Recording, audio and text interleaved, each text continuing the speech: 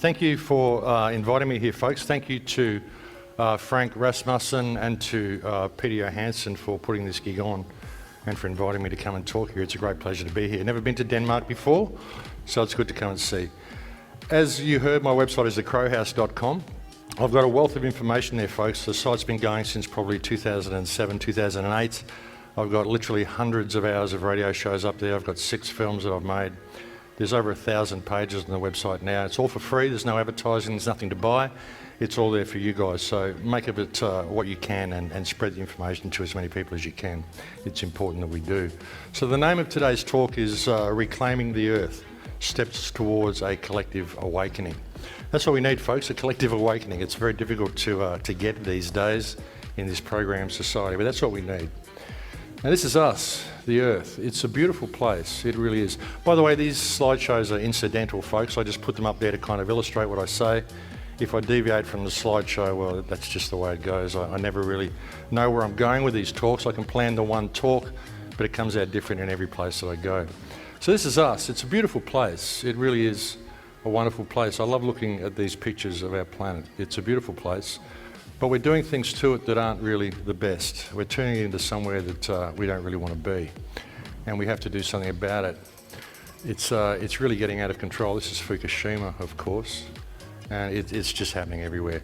So a lot of people think in this current mindset that we've got of spirituality and the New Age movement and we're all one and all this sort of stuff, a lot of people believe we can meditate our way out of this.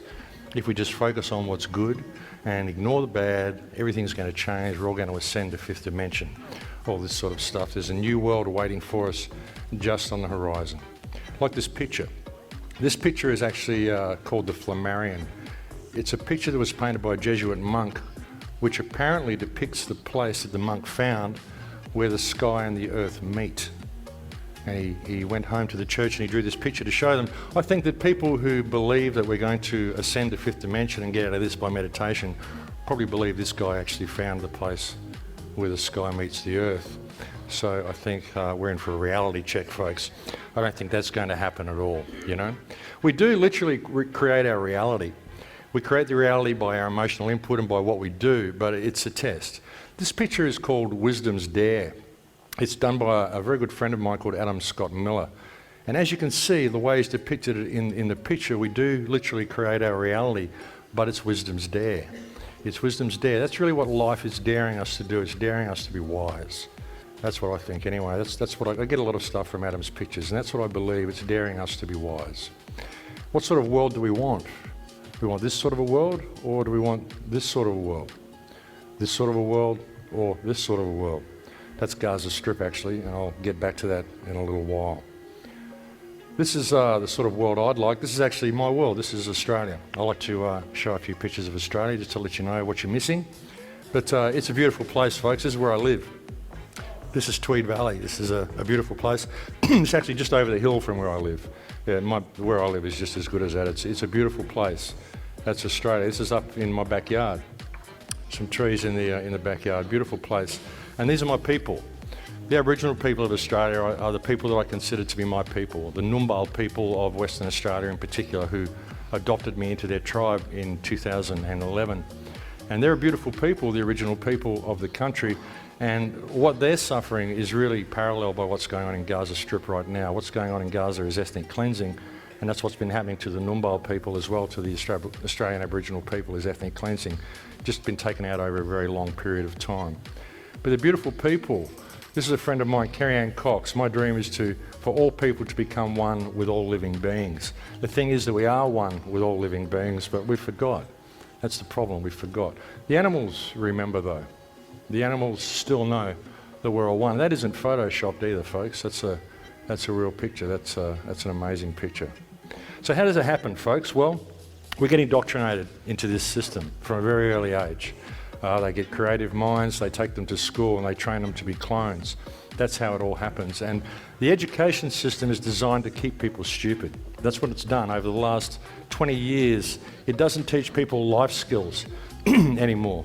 It teaches people how to function in a machine. There's suggestion in Australian schools that we don't even need to teach children to read and write anymore. We don't need to teach them to write because they've got typewriters. They don't need to learn handwriting anymore. This is how bad it's become. They're digitizing all of our information, putting it all onto a computer. They're burning books because we don't need them. They take up too much space. So they're creating this whole fictional reality, and they're dumbing people down to a massive degree. That's how they do it. And they go out into the society, and they get trained by the television. And the television tells them everything that they believe is true. It doesn't even teach people what to believe. It teaches people that this is what you do believe, and people go along with it. The people believe what the media tells them they believe, and that's the world that we've got, unfortunately. That's why it's so difficult to wake people up. And they believe all of this stuff, folks, that they're fed all the time. They eat what they're told, they do what they're told, and they get a distorted view of reality because of it, and that's what we're dealing with. And the three things that keep us in this state are three things that I call pathogens. There are three major pathogens that affect our lives. One of them is the economic pathogen. We believe that money is real. We believe that everything has an economic value. Everything we do for money. We put an economic value on our lives. We put an economic value on our friendships. We put an economic value on our status. We believe that we are what we own. This is the next pathogen that infects us, I believe, the social pathogen. We spend our lives collecting money, and then we use that to buy stuff, and we judge ourselves by the stuff that we've got. We measure ourselves according to which rung on the social ladder we've managed to achieve. But it's all fiction. And we judge ourselves and we judge other people by these parameters, either economically or socially. Where are you economically and where are you socially? And I believe this is pathogenic thinking. It really is pathological thinking. So the economic pathogen locks us into this state where we believe money is real, everything is about money. We even believe time is money. If you want me to do something for you, you have to pay me. And it also removes from us our ability to give. I believe we're very giving creatures. We like to give to each other, we like to do things for each other. But we're put into a state, excuse me, of scarcity where we're not able to give to each other because we have to put a dollar value on our time. This is creates a terrible schism in human consciousness and removes us from ourselves very effectively.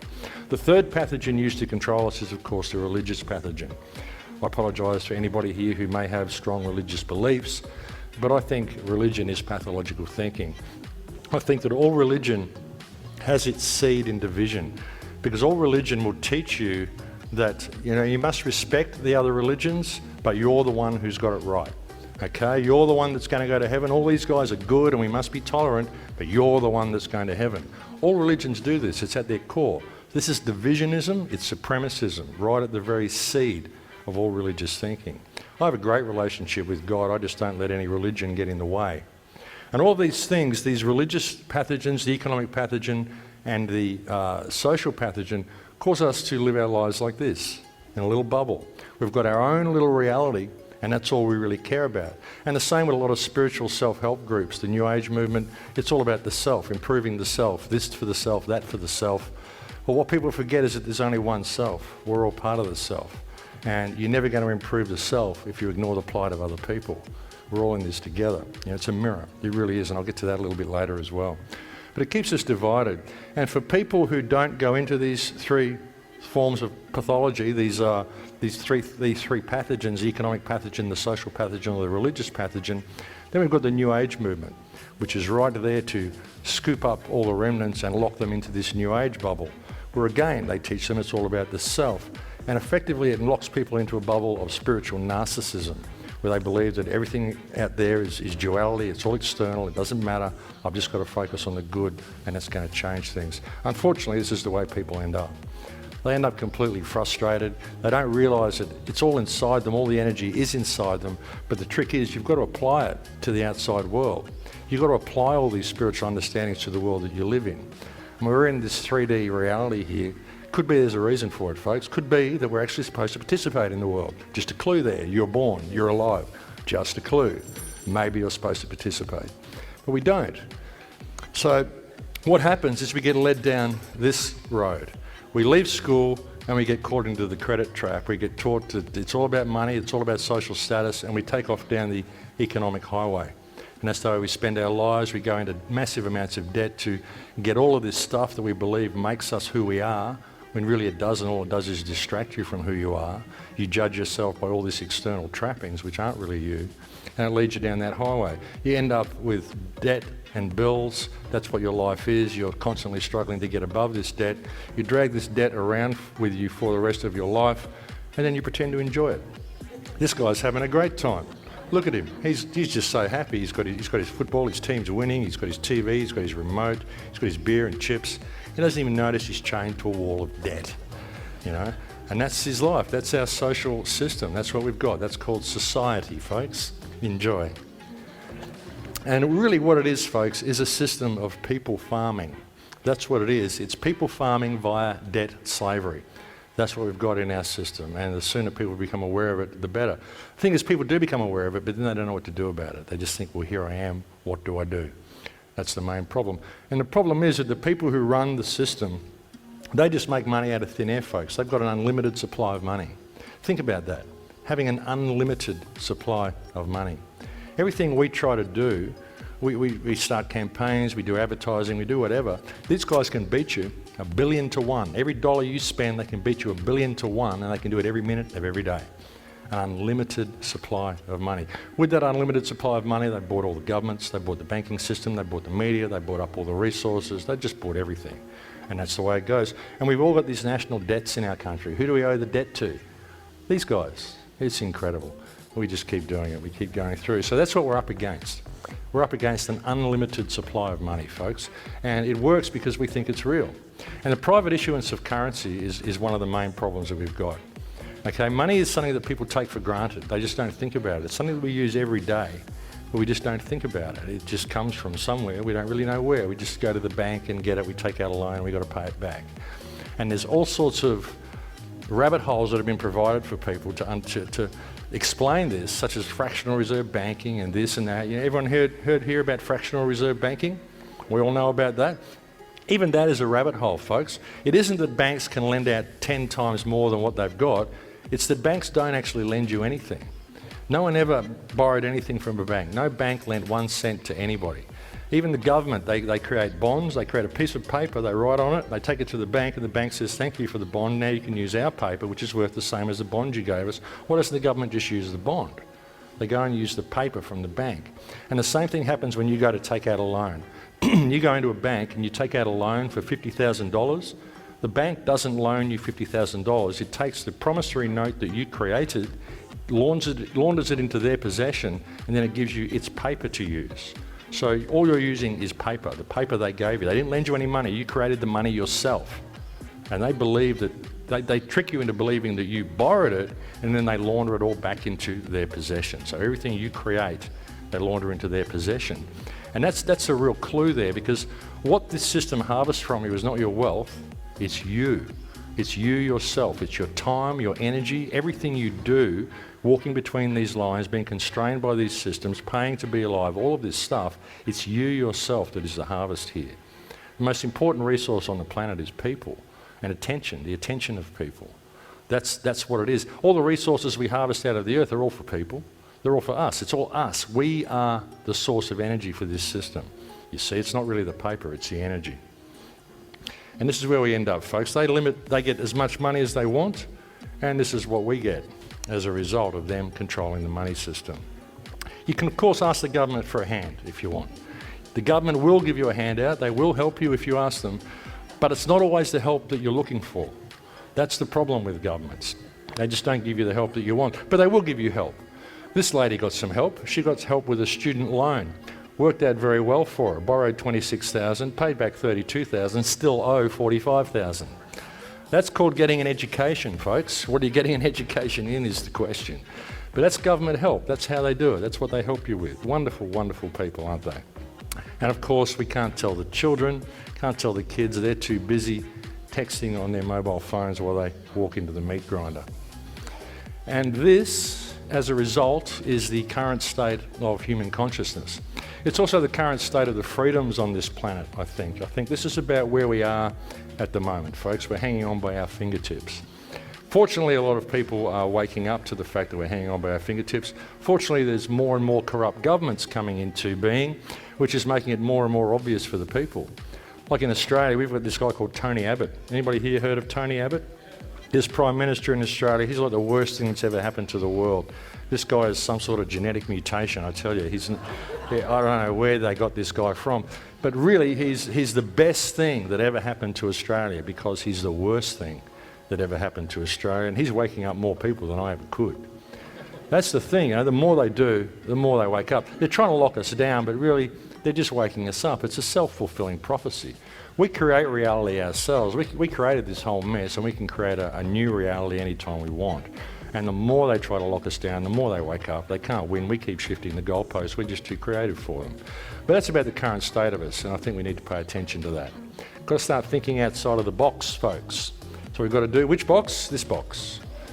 We have to think outside of the box, folks. Now, we know the world is controlled. We know it's puppeteered by this oligarchy that controls things from the top. A very small group of banking families basically control things. It all started from the Unum Sanctum Trust that was put forth by the Vatican in 1302. That created the current system that we've got. And this current system created the Crown Corporation and all of the stuff down the line from that. It all started in 1302. Pope Boniface VIII, I think he was. Dante condemned him to the depths of hell as being the most evil man ever born for the Unum Sanctum Trust that he created. The Unum Sanctum Trust basically said, well, no one else has claimed the earth, so I think we'll do it.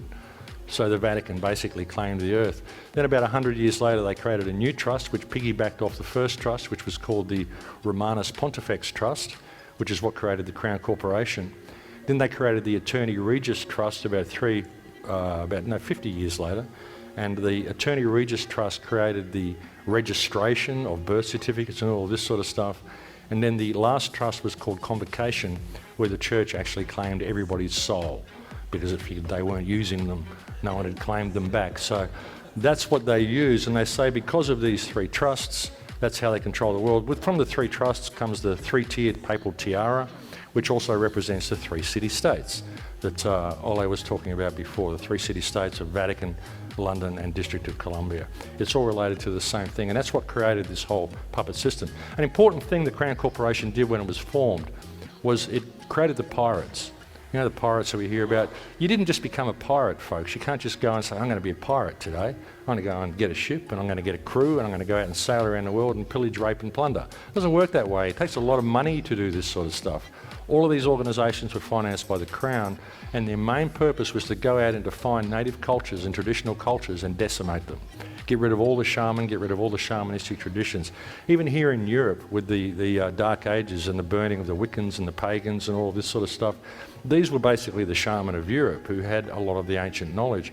And one of the things these people used to do was look through the society and look through the children in the society and find the psychopaths and weed them out. Make sure they never got into positions of power. Once we lost our shamanistic traditions, the psychopaths started rising to positions of power. And that's the problem that we've got now. That's why it's so difficult for us to vote people in, vote people out, because what we're dealing with is basically a psychopathic system. And when you have a psychopath who is in control of a country or in control of a government, in control of any organisation, then the morality of that government, system or organisation becomes the morality of the psychopath becomes the morality of the organisation by which people are forced to operate in. That's why we have such a sociopathic and psychopathic society. We have a society where people will get discarded because they don't have enough physical wealth. We have a society where people will come and throw you out of your home because you haven't paid your mortgage. They'll feel terrible about it. They'll go home and they'll cry and think, oh my God, that poor family I threw out today, I feel so bad that they're going to freeze to death, but there was nothing I could do because it says here the books aren't balanced. This is pathological thinking, and that's a form of depopulation. That's a form of ethnic cleansing in itself. So that's how they do it. One of the major plans of the elite, if we want to call them that, I kind of call them the bottom dwellers, but these guys who control the money system, their plan is to remove all of the useless eaters, and they're doing it through various methods. Depopulation takes many, many forms, folks, and one of it is the social system. This economic model is designed for depopulation. In fact, the economic model is designed to destroy the earth, because if you're constantly caring about numbers on a screen and constantly interested in balancing the books over human life, and you're prepared to discard human life to do it, and if you've got a system that is based in permanent growth, whereby the numbers have got to keep building, got to keep turning over. We've got to keep harvesting resources and making things that break so that we can keep harvesting resources and keep the system turning over. Basically, we're just turning the world into rubbish, and we're discarding more and more people along the way. And that is the only result of this system. This system, this economic model, will end up destroying the entire planet, or destroying this planet's ability to support human life anyway. When we talk about destroying the planet, really that's what we're doing. We're not destroying the planet. The planet will be fine. The planet will recover from anything we do, but we won't. What we're doing is destroying our own habitat is what we're doing. And we need to pay attention to that. But we know the system's puppeteered, folks. We know it's all there. It's what to do about it. So this is one of the main ways they do it. And Ollie touched on this before as well with problem, reaction, solution. Hegelian dialectic is what it's actually called. Thesis, antithesis, synthesis. Create a thesis, wait for the reaction, and that becomes the new synthesis, which is what you wanted to create to begin with, which becomes a new thesis, and then you can keep doing it. This is how they've created the police state. How do you create a police state? Well, you need lots of laws, you need lots of police. How do you do this? You create lots of crime. That's the way you do it. And all we need to do to create lots of crime is make it look like there's lots of crime on the books. And that's the way they do it. So how do you do it? Okay, well, we've got these laws here. We'll just make it illegal to walk on the grass. We'll make it illegal to walk your dog on the beach. We'll make it illegal to do all this everyday stuff that people do. And then suddenly people are being fined for everyday activities. And then the government comes out and the media comes out and goes, oh my God, look at the crime figures. The crime figures in Denmark are just astronomical this year. And you go out, you're looking around going, I'm not seeing a lot of crime. I'm not seeing a lot of crime on the streets. I'm not getting robbed. What's going on? Where's all the crime? But gee, it says in the paper there's all this crime. So of course, we need more police. We need more laws to deal with the crime. But every new law you create a new crime. That's what a law is. It's the creation of a new crime. Think about it. Crimes are created because laws are created. With Obamacare that just came in America last year or something, Obama announced the creation of 40,000 new laws to go with Obamacare. Okay, this is the creation of 40,000 new crimes. And now when people start breaking these laws, oh my God, the crime figures are astronomical, we need more laws, we need more police. Suddenly we've got a police state and nobody really did anything wrong. And that's what we've got, and that's how they do it. Hegelian dialectic, they've been doing it all the time, folks. Problem, reaction, solution. 9/11 is a perfect example. And if anybody thinks Arabs carried out 9/11, no one here thinks Arabs carried out 9/11, do they? No, I didn't think so, not in this crowd. Good to see, good to see. But they play us off against each other, folks. Play off good and evil as keeping it good and bad and good and evil and all these terrorist organisations and making us think that evil is evil. But really, I think evil's necessary.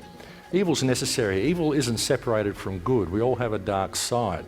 And I think the dark side has to be there. I was talking to someone earlier in an interview and I said evil is necessary to be in the world because evil provides us with the opportunity to do good. It provides us with the opportunity not to be evil. But if you didn't have that choice there, what would it be about?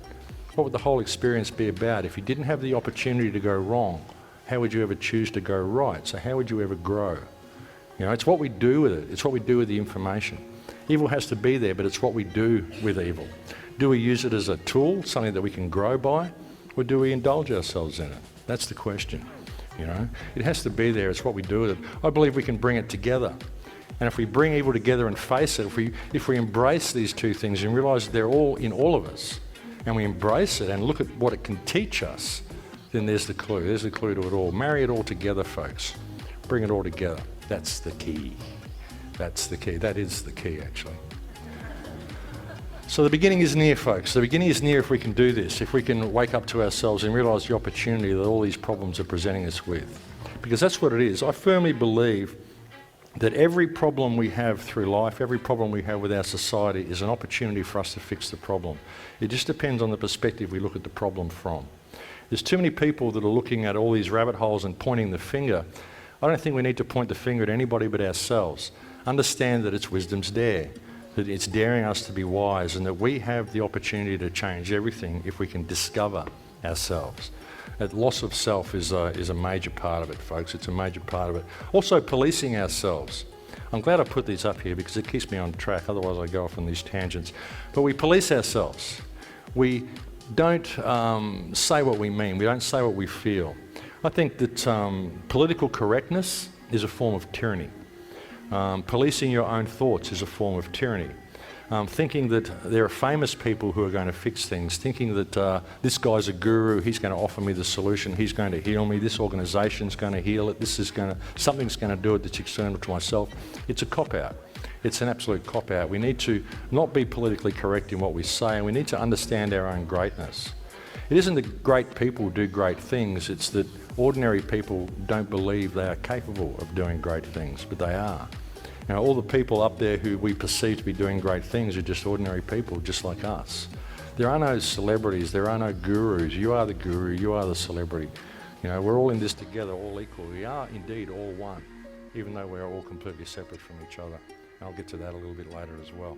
But we police our own thoughts, folks. We see things that totally upset us, but we stay silent about them. And we shouldn't do that any longer, which of course brings me to Gaza. I have a real affinity with the people in Gaza, folks. I actually went into Gaza Strip in 2012 and I snuck in through tunnels to get in there. It was quite an amazing experience. But a lot of people don't understand what's going on with Gaza. It's just this thing on the news, this mess, this religious war that people perceive is going on, and they just wish it would go away. But what's important about Gaza is that what we see in Palestine today and how it affects everybody is that what we see is a system of warehousing and surplusing human beings. This is your warehouse and this is your surplus.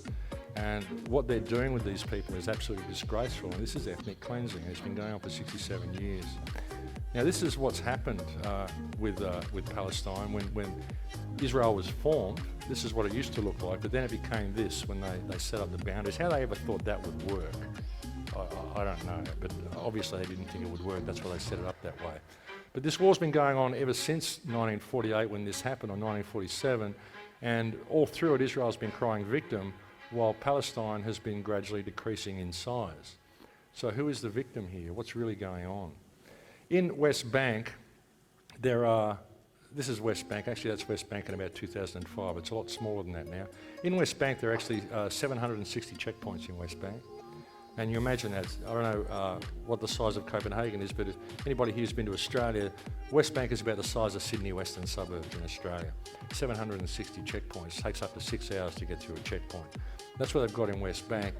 And what we see in Gaza is a group of people who decided they didn't want the checkpoints anymore, so they voted for a different government called Hamas, who said that we'll get rid of the checkpoints, we'll stop the Israeli land settlements, and we'll let the people here be free. And because they did that, they were named as a terrorist organisation. They built a wall around the country and they've been bombing it ever since, basically. And what you've got here is an area of land that's 25 miles long, 4.5 to 5 miles wide, hemmed in by a wall, and you've got 1.8 million people in there, over 900,000 children in Gaza Strip. Over half the population is children. Of course, that number has probably dramatically decreased now from the recent Israeli incursion. What they were voting for, folks, when they voted for Hamas was an end to this, an end to the bulldozing of Palestinian homes and an end to the checkpoints. Someone who knows the bulldozers very well, actually, is this lady, Rachel Corrie. Has anyone heard of Rachel Corrie?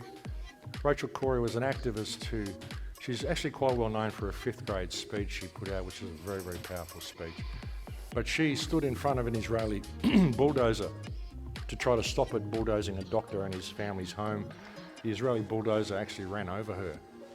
And it didn't just run over her, it went right over the top of her until she was under the back of the bulldozer. Then it lowered the blade and backed up over her and flattened her into the road, like it was flattening out the road. And her case went to trial while I was in Gaza Strip, so it's especially poignant for me. The bulldozer driver was, of course, exonerated of any wrongdoing. Rachel just happened to be in the wrong spot at the wrong time. He claimed he didn't see her, even though she was standing in front of him with a fluorescent jacket on, with activists all around the bulldozer screaming for the driver to stop. So that's the situation. This is what she was protesting against, folks. This is the Israeli settlements that go on in Gaza. They just basically come and take your land, usually in the middle of the night. They'll come in and shift families out. They just say, you don't live here anymore, it's now Israeli land. And they build these settlements. And these aren't log cabins, folks, these are major settlements. And of course, Jerusalem, the West Bank, the Palestinian side of Jerusalem has a big wall around it, but it's not an apartheid system. And that's basically Jerusalem. And Gaza has a much, much bigger wall around it, including guard towers. And it's to stop this. And that's why they voted for Hamas. So I went in there in 2012 with a guy called Ken O'Keefe. And these are the checkpoints. These are what they were protesting against. The Israelis didn't treat them very well at the checkpoints. There were far too many fathers stolen from their children, far too many children stolen from their parents as well. At the moment, there's around about 6,000 people in Israeli detention centres. There's about 1,000 children or 1,500 children under the age of 18 in Israeli detention centres at the moment. People just picked up at checkpoints, picked up for whatever. Doesn't really matter, they're only Palestinians, so we put them in jail. They inject them with pathogens before they release them, all sorts of stuff. It's absolutely terrible what these people go through. But when I got there, I went in with this guy, Ken O'Keefe. We actually snuck in through a rebel tunnel. It wasn't a Hamas tunnel, it was a rebel tunnel. 50 metres underground it was, folks. We went down through this shaft like this on an angle. We had to lower ourselves down with ropes. And I'm looking at this little tunnel, it's about this high. It goes from about here to that wall away. And I'm looking at that and I'm thinking, I wonder what's around that corner. I wonder if there's a grave around that corner. Because we're in Egypt, we couldn't even speak the language of these kids. We thought we were going through an official Hamas tunnel, and they led us to a rebel tunnel. And we went into this thing, and I shone the torch around the corner, and I looked, and this tunnel went on for ages, and I thought, well, it's not a grave. That's a good sign, in we go, you know. And we went into this tunnel, and it ended up being about this high. And I don't know how long, it must have been at least a couple of kilometres long, maybe a mile, maybe more, I don't know. We were underground for about an hour and a half, crawling on our hands and knees through Rafah, underneath the Rafah crossing. We came up in Gaza Strip, and what I found in Gaza was a bombed out war zone and a world of children. I went in there, I made some school desks for some school children, some kids that were in there from the Samuni family. Terrible ordeal the Samuni family suffered in Operation Cast Lead in 2008, 2009. It's a situation where the Israelis, they always land on the Samuni land. They got this one particular family, they hoarded all of them into this one building, 97 members of this family, the extended family, the whole street is Samunis. They got them all into this one building. They terrorised one particular section of the family, a woman called Zanad Samuni, who's got 8 children. She was in the house with 7 of her children and her husband when the Israeli soldiers arrived, made them all sit down in the lounge room, and then they said, who's the head of the house? The father stood up, so they shot him straight away in front of the family. They hoarded the rest of the family into the back room of the house. Then they brought all the furniture into the room and they smashed it up. They built a bonfire in the back room of the house. All the people were sitting all around the room, sitting around the walls of the room. They lit this huge bonfire in the room. Then they went outside and they just fired machine guns through the windows just above their heads. Made them sit in there for about half an hour, just terrorised them for no reason at all. Waited till the room was so full of smoke that the baby was literally choking, and then they allowed them to leave. They separated the mother from her family. They sent the children into the room with the rest of the extended family, told her to go up the road to her neighbour's house or her friend's house, her family's house. And she went in there, she found they'd all been shot in the head. She went across to the shop to get her small son, who's 4 years old, called Ahmed. She found he'd been shot twice in the chest and once in the head, but he was still alive. The bullets had been placed carefully, so they'd punctured the lung, but they hadn't actually killed him. They weren't in the heart, they were just off centre and shot just through the side of the head so that he wasn't dead, he was alive. She carried him around for a day and a half trying to get medical aid and medical attention. They'd blow up every ambulance she walked to. They absolutely terrorised her, made her carry her 4-year-old son around for a day and a half while he died. While this was happening, the rest of the extended family was hoarded into a room and it was hit with rockets. Once the 97 family members were in there, they shot it with rockets. They killed 29 family members in one go. Now this is a room which is about probably the size of this group of people sitting here. That's the size of the room. Now think about it, 97 people hoarded into this room, and then the room was hit with rockets. 29 people died, and they were left in the rubble for 4 days before they let them out of the room. You got mothers lying next to their dead children, children lying next to their dead siblings and dead parents. Nobody's allowed out. Whenever the children would try to come out, waving white flags, the Israelis would shoot at them. That's just one family. This happened to so many families in there. And what we've seen in the recent incursion in there is there was actually 92 entire families exterminated in this last incursion. And these are big families, like the Samuni is 97 family members. These are big families, folks, and it's a brutal occupation. So what I did when I went in there was I got the children from the Samuni family who are so traumatised they can't go to a normal school, and we turned the room that was actually hit by rockets that they've rebuilt into a schoolroom for the Samuni children because they want to learn. They want to learn how to read and write. They want to make a difference. They want an education. They want to be able to socialise with other children but they can't go to normal school. So I built a school desk, a schoolroom for them while I was in there. It was a great thing to do. I was very happy that I could do it. This is the translator that we had there, Omar, young 21-year-old guy, 21 at the time, born in Palestine. Parents live in Dubai, but he was actually born in Palestine. He was living in Dubai, and when he turned 21, they told him, well, now that you're 21, we can't extend your permanent residence visa, you'll have to go back to Gaza. And they sent him back to Gaza Strip. He's been there for 2.5 years now, actually going crazy, can't get out. And that's the thing with Gaza, folks. Palestine isn't recognised as a country, so the people can't leave. You know, Israel says we give them warning, we're giving them they can leave if they want to, but they can't because they don't come from anywhere, because Palestine isn't a country. So therefore they have no passports, they have no permanent names, they don't have anything because they're not registered, any of this sort of stuff, so they can't leave because they're classed as non-people. So that's the thing, they don't have a voice and they can't leave, and they're just subject to constant brutality. Gaza Strip is basically a modern day version of the Warsaw Ghetto in Poland, only it's on a grander scale than the Warsaw Ghetto was. I'm showing you these pictures because I want you to see these are just normal people. This was a university that I lectured at while I was there. They were absolutely honoured to have a foreigner there, a Westerner there talking to them. Absolutely beautiful people. And like I said, a world of children. This little girl here, Noor Samuni, is a dear little girl, and someone that I want to go in and make a documentary about. I was actually supposed to go in there next month, but Hamas has changed the rules. Like I said, folks, it was a world of children. Everywhere I went in Gaza, I saw children. Just children everywhere. Many of them, like this little fella, bearing the battle scars of war. This little guy here lost 5 brothers and sisters and both his parents in one day in that bombing that I told you about. And just children everywhere, folks, a world of children. This is a shelter in Samuni Street where about 15 children live. This little guy said, Max, take a picture of me on my front porch. You know, very proud that he's got his chair and his little table there and he's just sitting there on his front porch. This is the way they live, and they're quite happy about it. They're wonderful, positive people. Everywhere I went, I met beautiful people in Palestine. I didn't meet one terrorist the whole time I was there. And this guy, hey Max, great to see you. You know, and no child should have battle scars like these kids have. This is my friend Mace. You notice she's not wearing a hijab. So it's not Sharia law, it's not terrorist, it's this hotbed of terrorists. This is a woman, a Muslim woman with no hijab that is fine, and she's just walking around Gaza, it's all good. And there's a large Christian population in Gaza Strip as well. I even went to one building there that was a mosque on one side and a church on the other. They go into the one building and they pray together. There's none of the division that we hear about this place. It's just a group of children who don't have a voice, a group of people who don't have a voice. And they're beautiful, beautiful little people, you know, they really are. And I want to go back and find Noor. I'm still going to go in and make a documentary about her. I still have to get in there, but I'm waiting to see if I can. This was saying goodbye to her.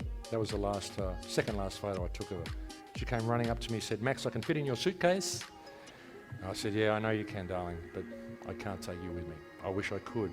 She doesn't have any parents, so and she could speak English with the kids that I was building the desk for, so we had a real bond, this little girl and I desperately want to go back in and find her and make a movie about her life.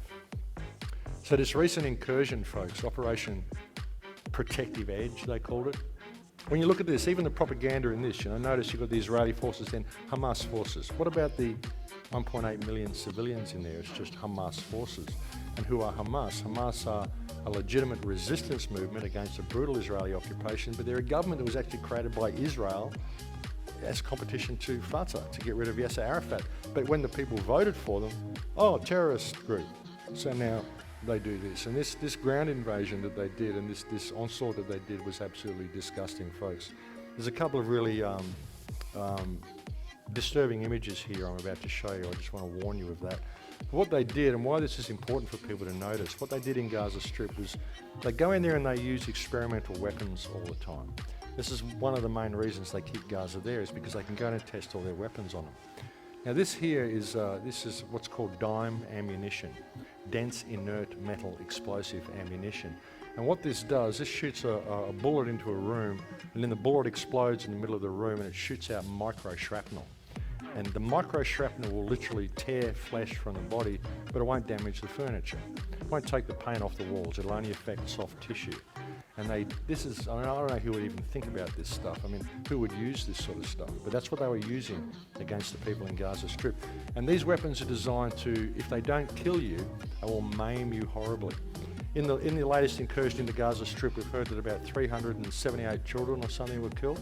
There's also hundreds upon hundreds of disabled children now from this latest incursion into Gaza. And remember, most of Gaza is children. When you go and have a war against Gaza Strip, you're waging a war against children.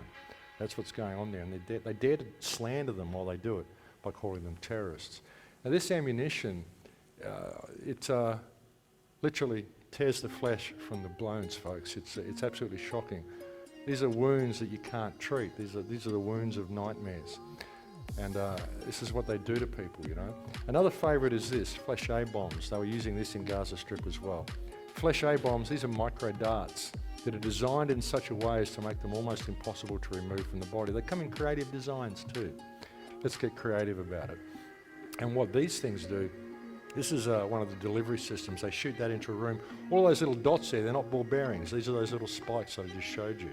And these go out into the room and they cause the most horrible wounds you can imagine, and they're almost impossible to remove from people's bodies because there's so many of them.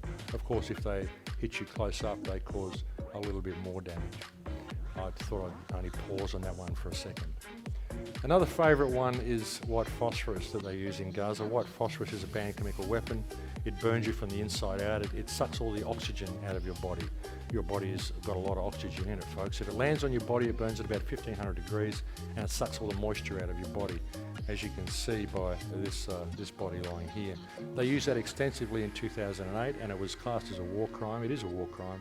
And these are pictures taken from July 2014. So using it again, they say they don't target civilians, but they let these bombs off in the air over residential areas and they just blanket the whole place in white phosphorus. And even if you breathe it in, it starts burning you from the inside out. Very bad stuff, folks. And they use it against these kids. That's what got me so upset about what's going on in Gaza at the moment, is that it's a war against children using the weapons from hell. You know, this is little Nora. This was the last picture that I took of her. They say the eyes are the windows to the soul. And she's an old soul, folks. She's a beautiful soul. But they say the eyes are the windows to the soul, so this picture tells me more about Benjamin Netanyahu than I think I ever needed to know. But that's the sort of soul that would turn this into this and claim that it's self-defense. That's actually the power station being blown up in Gaza.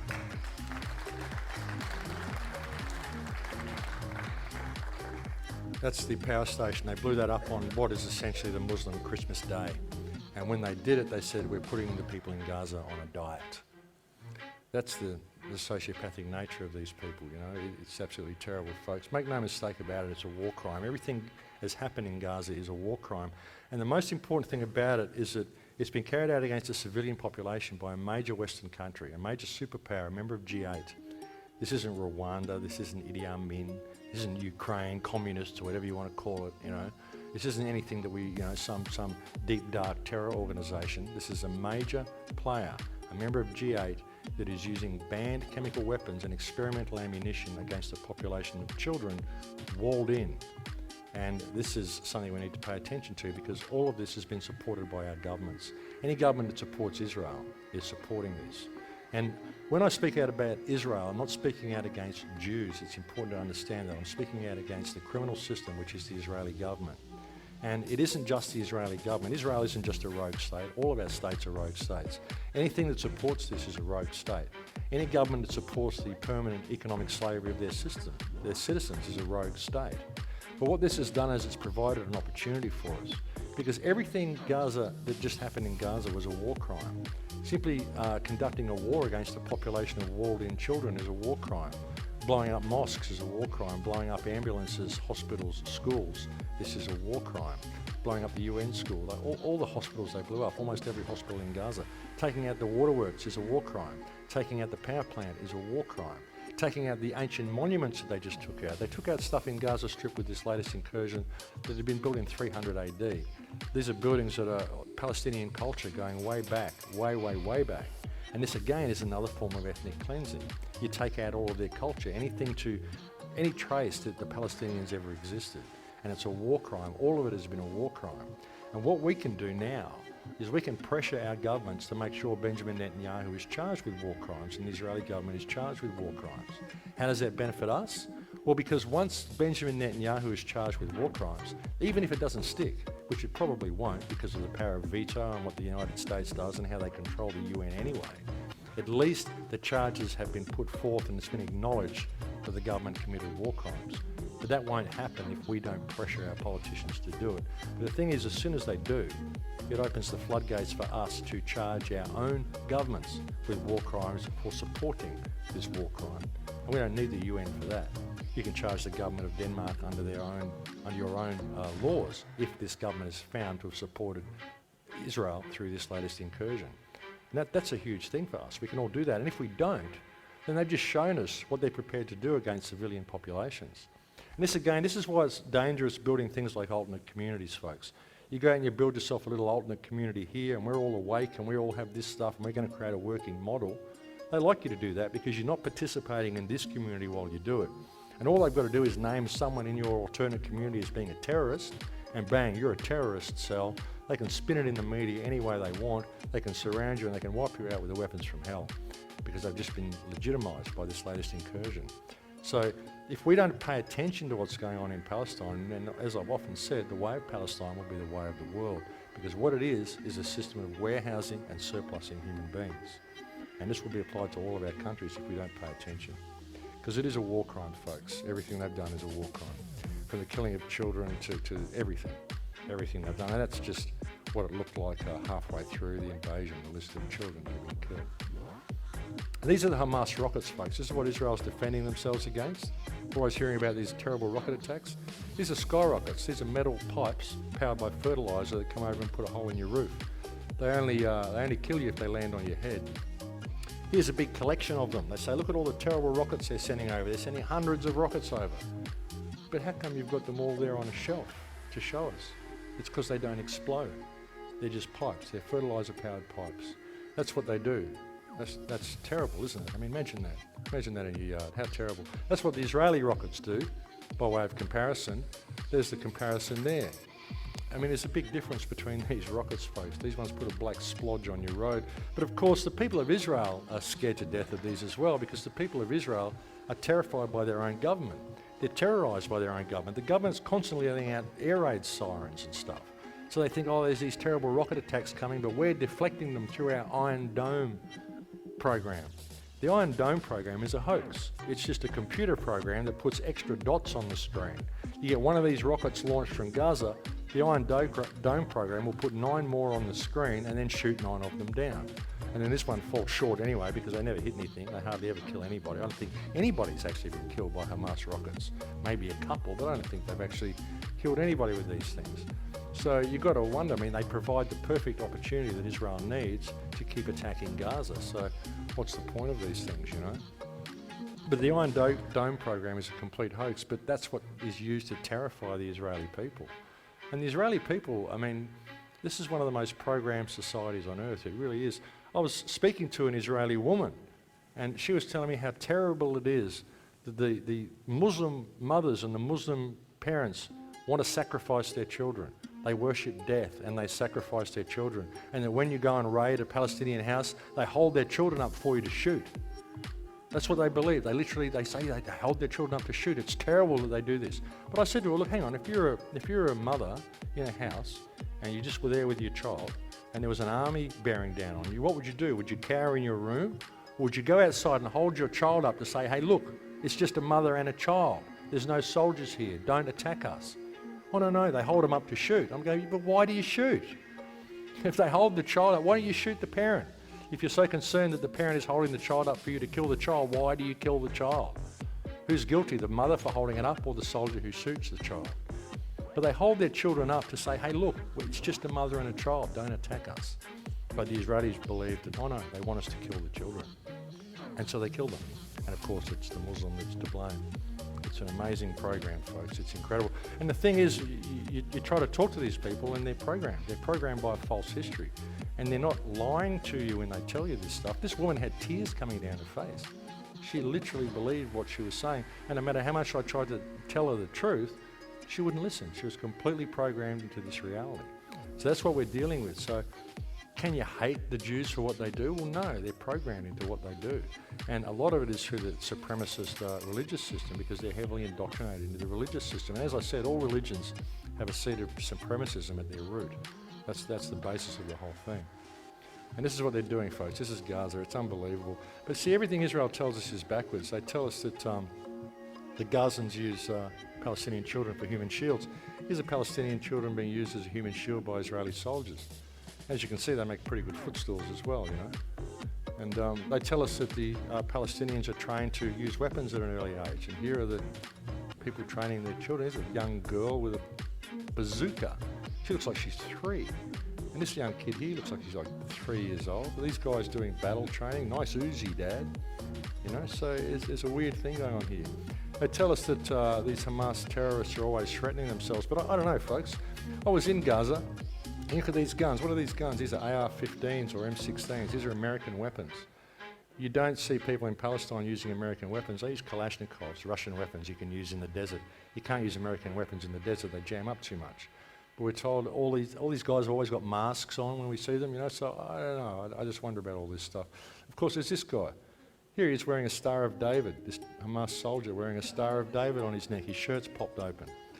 That's a bit unusual, isn't it?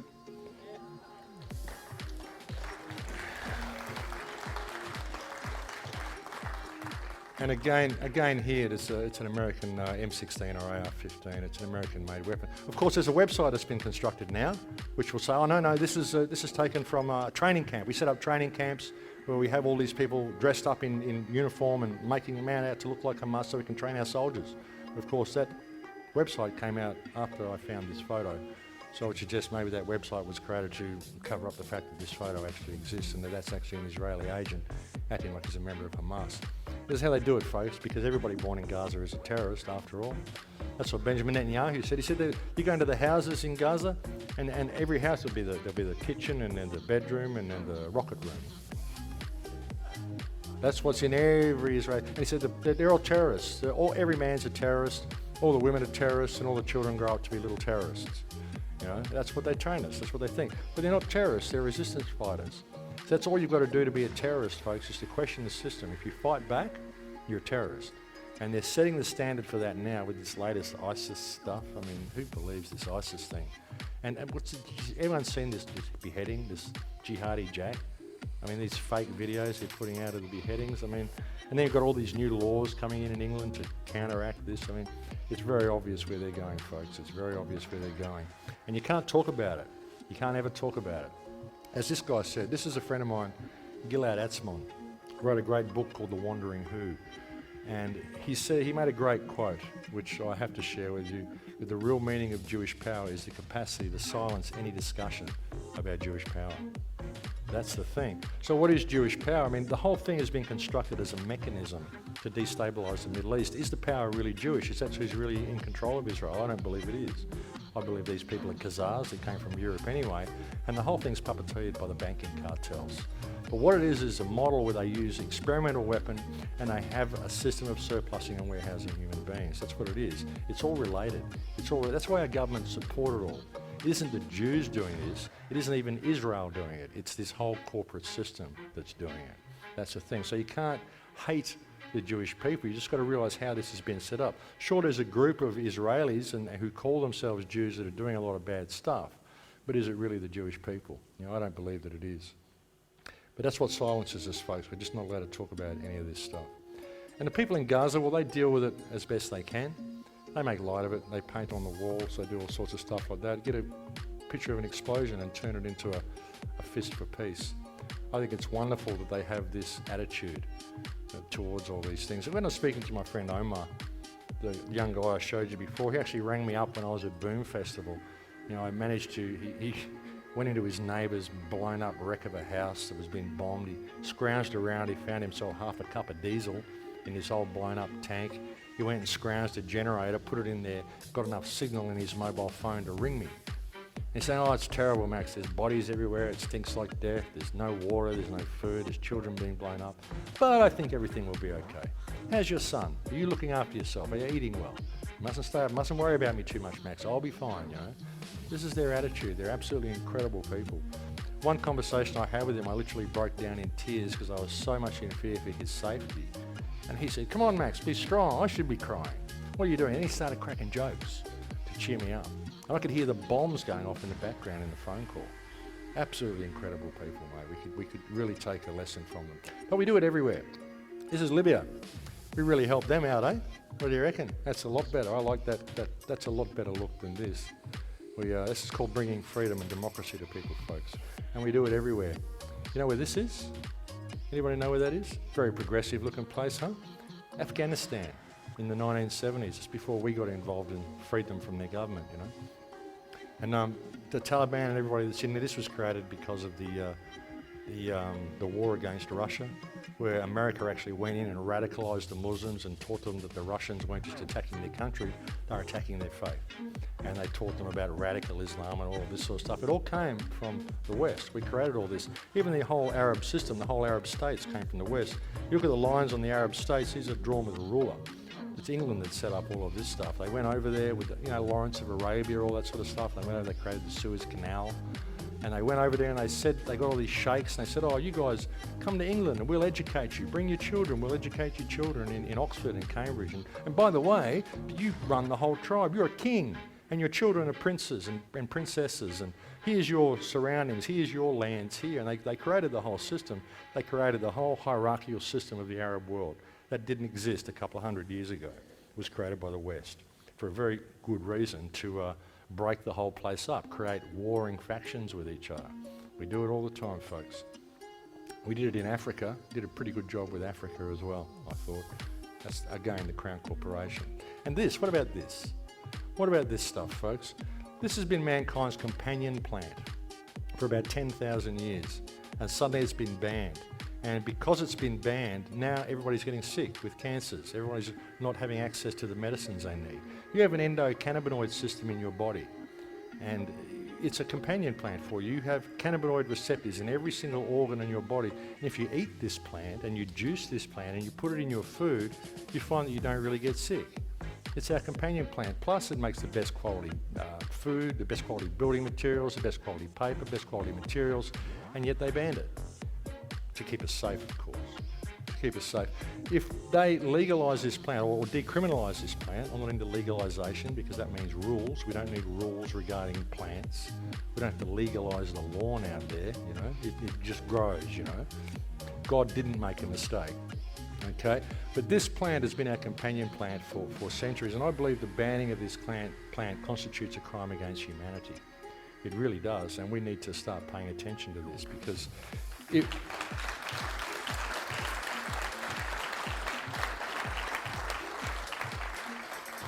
if we were able to use this plant, then we'd find that most of the most pollutive businesses on the planet would instantly become redundant. We wouldn't have a forestry injury, we wouldn't be pulling down all of our forests because we can get better quality building materials from this. We wouldn't have plastics industries, we can get better quality plastics from this. We get better quality just about everything from this plant that we make. Paper, pulping, all of this sort of stuff. Materials, we don't need to grow cotton with all the pollution that goes with that. We can do it all with this plant. And this plant actually improves the soil that you grow it in. It'll grow anywhere, it'll give you a crop in 3 months, and it's actually improved the soil without any fertilisers at all. So why is this illegal? As I said, folks, it's a crime against humanity. And with this system, this is something else I want to put in there. You notice they show you what they're doing all the time? There's something about these controllers where they want to show you, they sort of have to show you what they're doing. Everybody remember this poster when it came out? The construction of the EU? It's a great poster, it really tells you what's going on. Of course, you've got up here the Baphomet Star. That's lovely. And the Tower of Babel. We're building the EU, that's the EU, is the Tower of Babel. Of course, that's taken from this picture. So we know it's the Tower of Babel. But what else is in there? You see down here, you've got these guys here in suits. We've got this Tower of Babel, and it's separated by a moat. And this is like the pyramid with the separated from the capstone, you know, so that the elite are in the tower here, but everybody's separate from it. You've got these guys here in suits, who are the guys running the system, running the government and running the newspapers, looking across the moat going, well, how do we get there? How do we get where you guys are? You know, they're kind of looking a little bit confused, and they're never going to get there, of course, they're just puppets. But look at all these things. These are the general population, the manual workers. Check them out. They're all blockheads. They're all blockheads, except for one. Can you see the one that isn't? little baby down here. Because we're all born with infinite potential. We can all be anything we want to be. And of course, then they went and built the Tower of Babel in Stockholm. That's the, amazing. That's the head of the EU. So they tell you what they're doing all the time. And that's what they're doing, folks. That's where they're heading us, into a world like that, where you can enslave your fellow human beings and rape the planet and be praised for your good business sense. Because that's what we've got. That's what it's about. And something else they're trying to do, transhumanism. This is another place they're leading us. They're disconnecting us from ourselves and leading us into a digital world, a virtual world, like I said before. You've got kids that are texting each other from across the rooms now. Go to parties and there's kids literally texting each other from across the room because they've lost their communication skills. They're losing their life skills. You know, the internet and all of this stuff, this technology has made the world smaller to many degrees. I'm able to talk to people all around the world. I'm able to do a radio show across America where I'm sitting in a little cabin in Byron Bay. All these sorts of things are wonderful, but it's disconnecting people from their life skills, especially among the children. We're seeing a lot of this among the kids. They're just losing their ability to be able to communicate, their ability to be able to be themselves and acknowledge themselves. A lot of people create new personas online, something that isn't really them. You know, and then when they meet people, they're kind of embarrassed that they're not as cool as they pretended they were online. Because of course they're judging themselves by one of the three pathogens. And they tell us what they're doing. Anyone seen this movie? Transcendence, new Johnny Depp movie. They tell you where they're going. This is about a guy who uploads his consciousness into a computer, and of course he creates nanotechnology. The nanotechnology goes up in clouds and starts raining down around the world, and that's what's going on as well, folks, if anyone wonders what the chemtrails are all about. Chemtrails are a multi-platform delivery system. There's all sorts of things being found in chemtrails. Perhaps they are being used to combat global warming, as some people think. Perhaps they are. Perhaps it is all being done for our benefit, but I don't think so. I really don't. I don't think these people that are carrying out fracking around the planet and carrying out all the destructive processes they're carrying out would really be too concerned about protecting us from the heat of the sun. I don't think that's the plan at all. But transhumanism is presented as being something really wonderful, something that's going to enhance us, something that's going to improve our lives. But really all it's doing is locking us further and further into a digital world, and eventually, and it all leads back to government as well. It's another way of controlling you. Everything that they do, if you've got a digital world and everything's monitored, if everything's digital, everything's monitored. You're talking about situations where you won't even need your mobile phone anymore. You can have a little implant in your head, and you won't even have to communicate. You won't even have to speak your information to the person on the other end of the phone. You can just think it. Anyone seen these new gaming machines that have come out where you can actually think? You can sit there and control the game with your mind, and the game will facial recognition and all sorts of stuff, can tell how many people's in the room, all sorts of stuff, all presented to the world as a game. You know, this is insidious where they're taking it. You know, just think about it. You can control the game with your mind. You can do that because you're an electromagnetic being, and everything you experience is electrical. This is quite literally a biological computer. It's a vessel that harvests a frequency from the field that you experience as you. And I'll go into that in a little bit as well. But this is where we're going, folks. That'll be a wonderful life for our children, don't you think? Living there in a virtual world, it's all good. You've got all this great stuff going on. It's just that reality isn't really that good, so you just don't pay attention to that anymore. And that's where they're going, folks. It's a wolf in sheep's clothing. That's what transhumanism is. So let's cut through some of the tape, shall we? Why is it so difficult to wake people up? Why is it so difficult when we can tell people all this stuff and the society remains apathetic? Why is it? Well, there's so many reasons. There's so many ways that we're controlled. Fluoride absolutely limits brain function. It prevents cognitive thinking. You can tell people it's all messed up and they go, yeah, wow, it really is. I can see what you're saying now. And they just go back to what they're doing. It's incredible, you know. And the food that they eat. What's in the GM food? What's in the food that we eat now? It's not the same as the food that we ate when I was a child. So we're being bombarded from all directions, folks, and that's where it starts with the children. You like that one? That was a morph, yep. That's what they do. And the electromagnetic radiation as well. I think the first speaker touched on that. Like I said, you're an electromagnetic being. And if you can control a game with your thoughts, what makes you think the game can't control your thoughts? You know, all I've got to do is get in there, find a way in.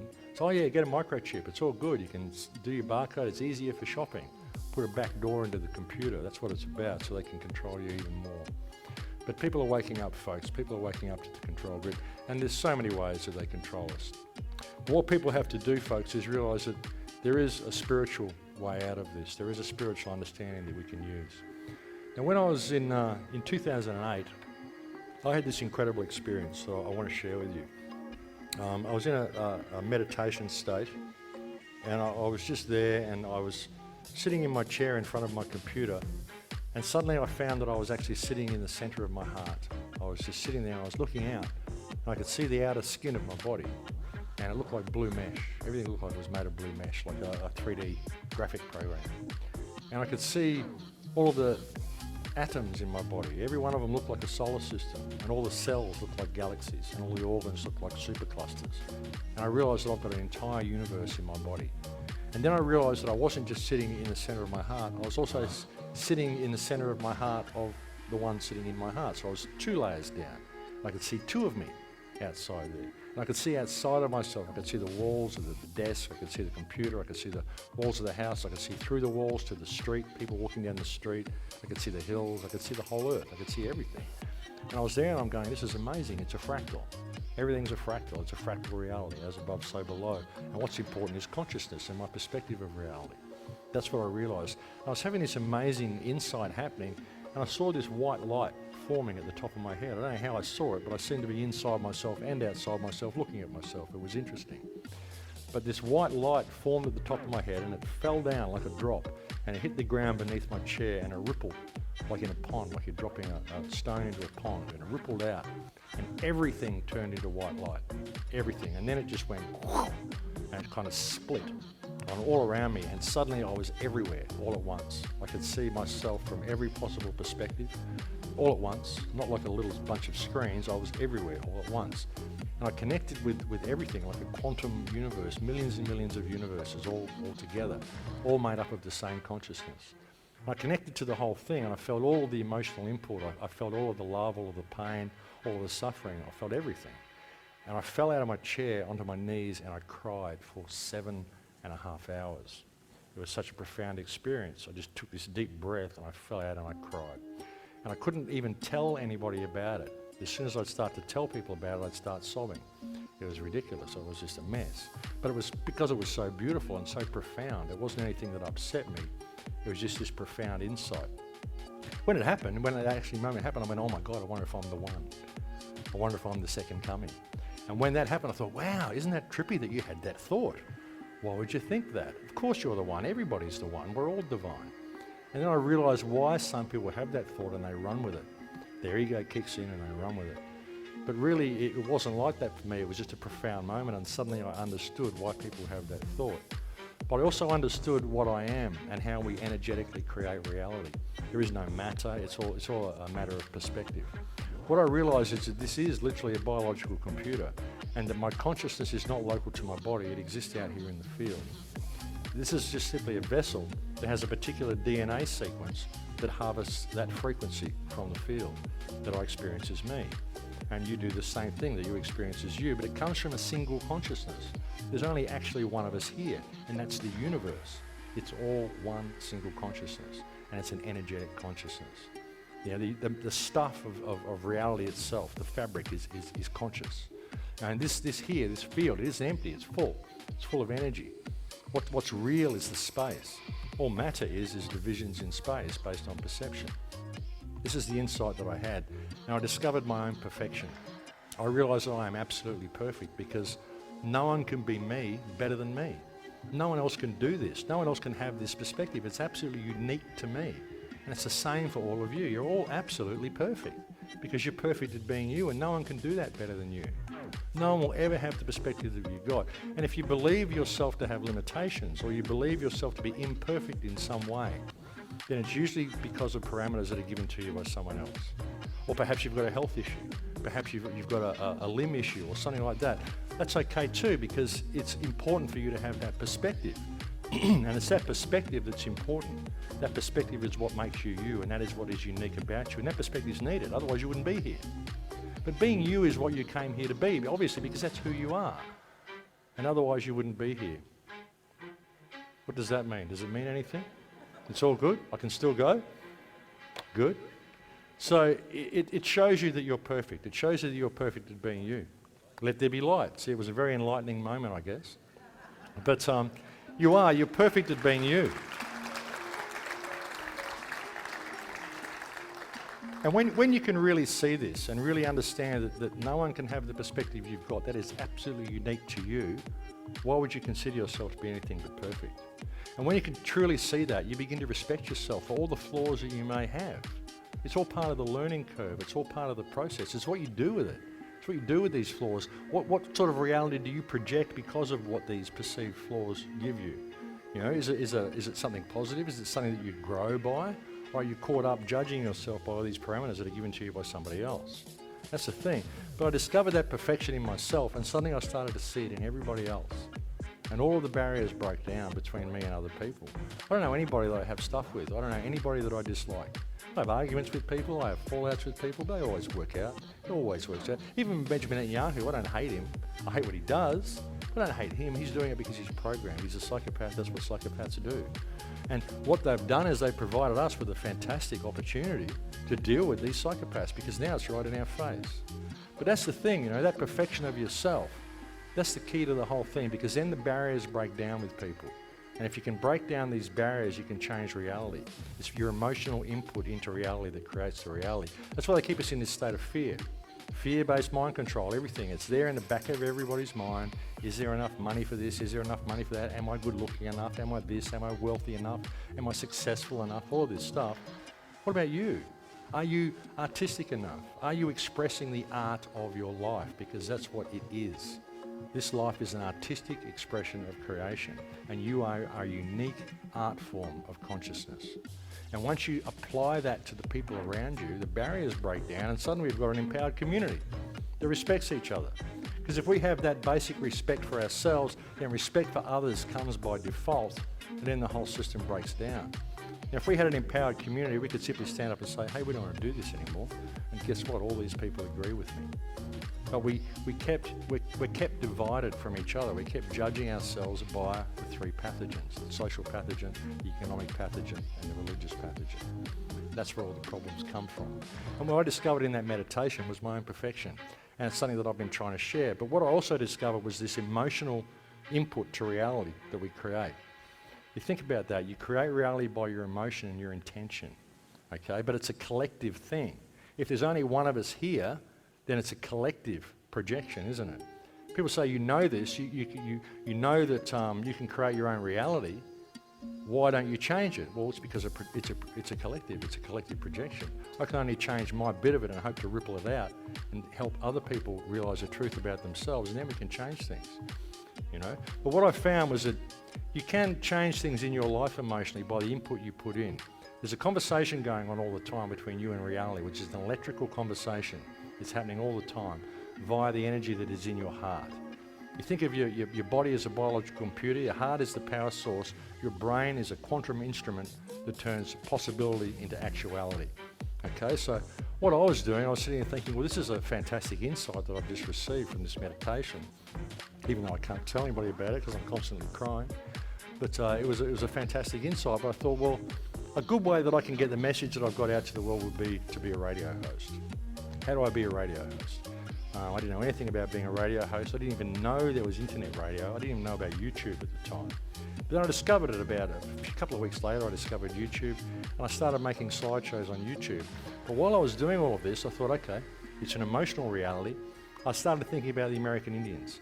An American Indian will do a rain dance, not by getting out there and praying for rain. What they will do is they will put themselves in the state where they're standing in the pouring rain. Emotionally standing in the pouring rain. They can feel it running down their body. They can feel their toes squishing in the mud. They can smell it running down the walls of the hut. They put themselves in that emotional state, and then reality will mirror that back to them and rain comes. So what I did, I got up and I did my work, and I was making slideshows, putting them on YouTube, doing all this stuff, and I'm putting myself in the emotional state where I'm a radio host. I got up and sat at my computer every day and I went, I'm a radio host. Didn't know how the hell I was going to go about it, but hey, I'm a radio host, that's what I'm going to do. Within 6 weeks, I'd created a slideshow, put it up on YouTube. It got seen by a radio host in Kansas. He said, gee, I love your slideshow. I've been trying to wake my neighbour up for 5 years and I couldn't. your slideshow woke him up. Come onto the radio for an interview. And I thought, oh, what's going on here? So I went on and did the interview. They said, oh, they loved you. Can you come on again next week? And I went, yeah, no worries. So I did, and he said, well, can you be my regular Wednesday guest? And I said, not a problem. So I did that for a month, and then after that, the radio station said, Max, they love your voice. They love the Australian accent. We want to offer you a show as a radio host. So within 6 weeks of me having this insight, and then sitting there and putting myself in that energetic state, I was a radio host, speaking live radio on. You can tune in on your dial, not internet radio, actual live radio that goes right out across America. And I never had any idea how to do this before, but I put myself in the emotional state and I didn't try to do anything. It just all came and fell in my lap because reality mirrored it back to me. And then I thought, well, if I give all the information that I do and I give it all for free, then if it's right and I'm on path, I believe that reality will look after me and I'll be where I'm supposed to be. Since then, I've traveled right around the world. It's incredible. I haven't tried to do any of it. It just kind of happens. And I keep traveling, keep meeting people, keep bringing the information out, and it just kind of falls in my lap. Later on in that year, I'd been, actually a couple of years later, I'd been experimenting because someone told me, I talked about this meditation to someone, and someone said, that sounds like a DMT experience. DMT in your brain, we're supposed to have more of this active. And I thought, well, I don't know, but I'll see.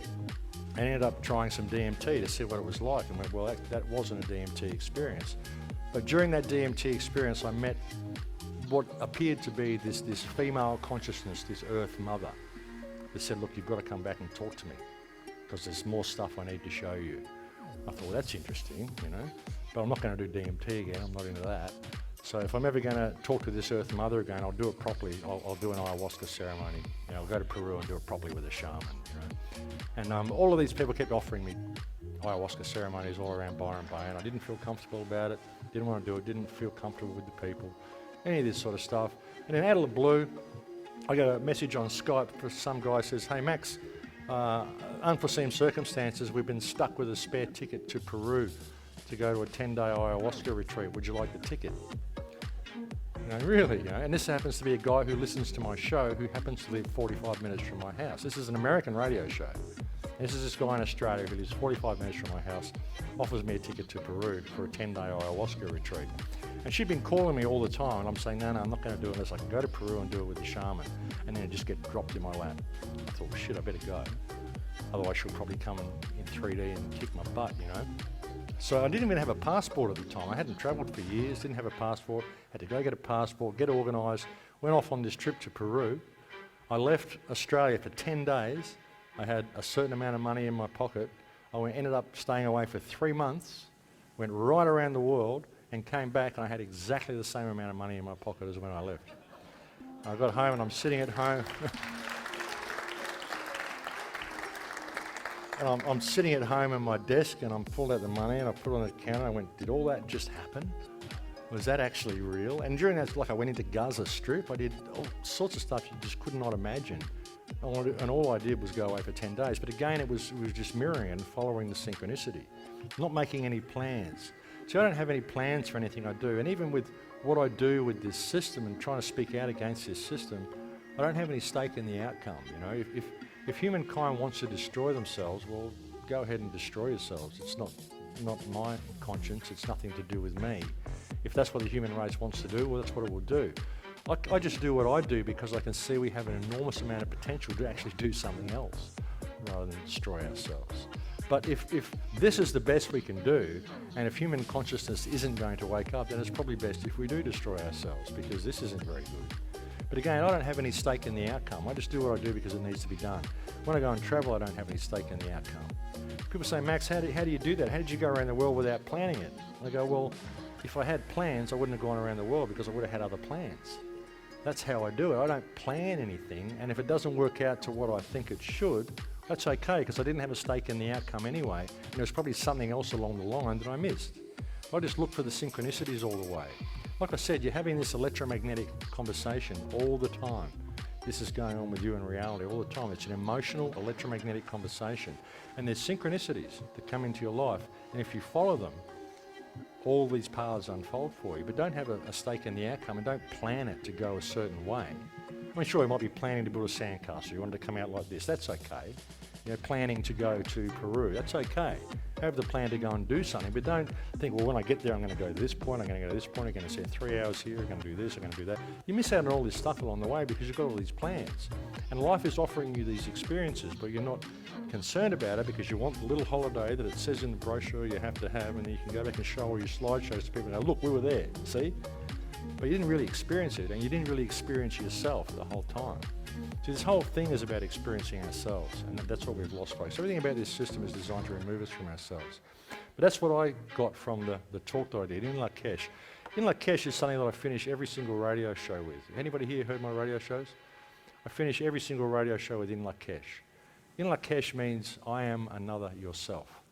Okay? And that's what we are, and that's the way I apply myself to reality. That's the way I apply myself to everybody I meet. I try to treat them as myself, because that's what they are. It's a mirror reflection of me.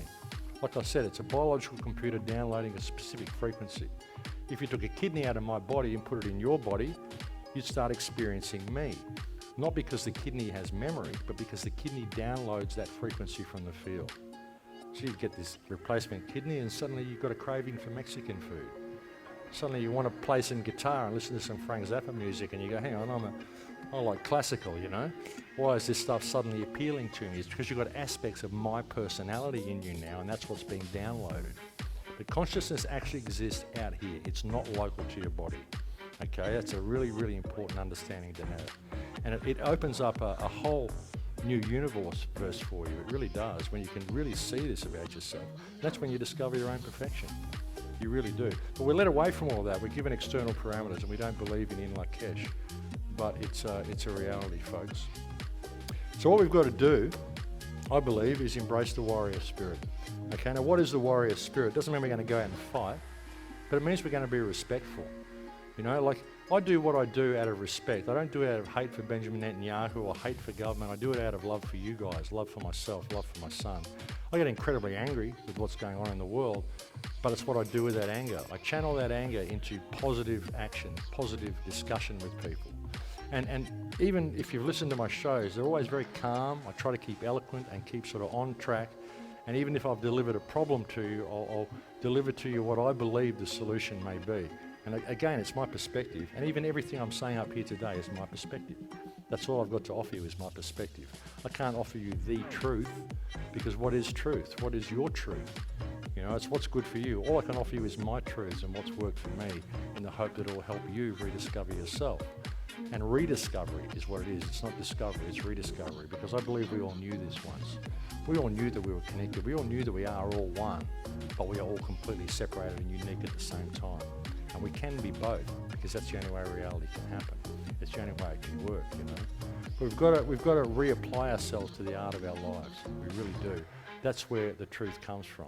And the warrior spirit will cause me to question authority at every single occasion. But I don't attack it, I question it. I don't talk to police officers, I talk to a man who's wearing fancy dress, you know.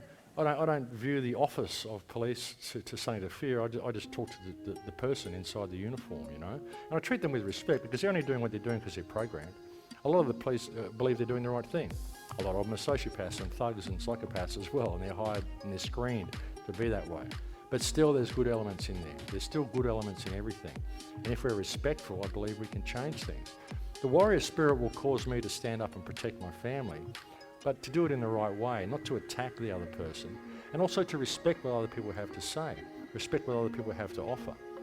There's been a lot of systems and alternate systems that have been set up by people to attempt to help us. Things like the Zeitgeist movement, the Venus Project, all these things, whether they're flawed or not. I believe that the people who set them up aren't evil people. They see there's a problem and they see what their perspective of the solution may be, and they offer it to us, and we look at all these things and we shout it down as a new world order, and we won't discuss any of it. But I think there's probably seeds of gold in all of these. Like in the Venus Project, there's a seed of gold in there. We do need to manage our resources properly. The rest of it, I don't like. Don't want to know about it. It looks like a machine. I don't want to live there. I don't think we need to construct any new system at all. Same as the Zeitgeist movement, we do need to change the Zeitgeist. We need to change the paradigm. There's a seed of gold in there. And Peter Joseph and the crew, these are highly left-brain, over-intellectual people. And I say over-intellectual because they really are. It's all over-intellectualized. It really is. There's no soul food in there. It's all left brain thinking. But again, they're offering you the solution that they believe may work. And we shout all of this stuff down. And we can't even use words anymore. I mean, think about it. We can't use a word. Like if I was to say we need to unite everybody to a common purpose. Oh my God, the common purpose movement. He's part of the New World Order. You see, you can't. I say we need to create sustainable societies. Oh my God, sustainable development. He's Agenda 21.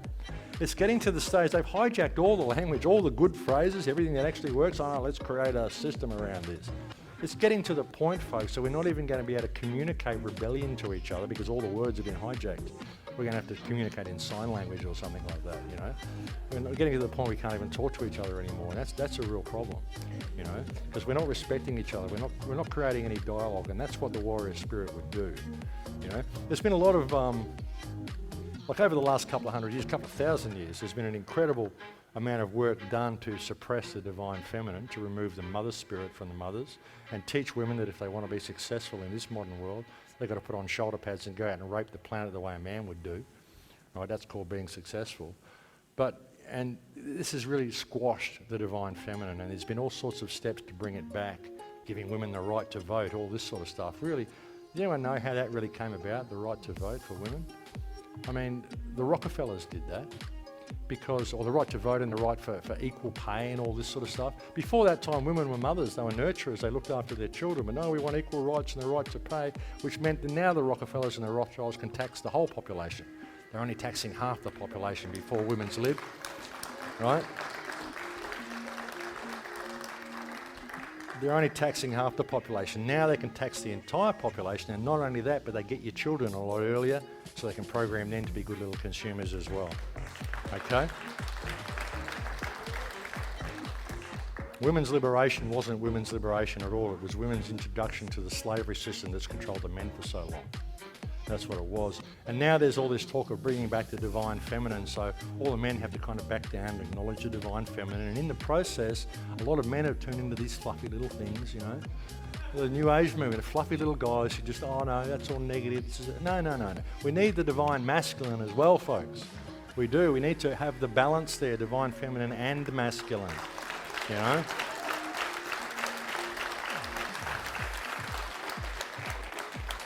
And again, this is the warrior spirit, you know, that needs to do this. I mean, it's the warrior spirit that causes me to do what I do, and I'm not out fighting people. I'm not getting into fights and belittling people and all this sort of stuff. But I question authority and I act with integrity in what I do, and that's being a warrior. And we've all got the ability to do it.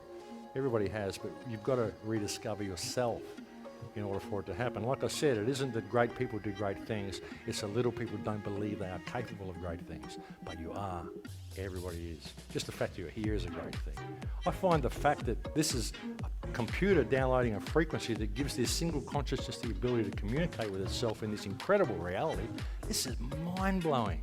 This is such a gift. And we have so much potential to do whatever we want with it. But if we don't rediscover ourselves, we're never going to do it. See all the systems, Zeitgeist Movement, Venus Project, even Ubuntu. Who's heard of Ubuntu? Michael Tellinger. I actually like the idea of it. It would be a great thing, but you're not going to get people to do it. You're not going to get people to step out of this system and into that system because it's too alien to them.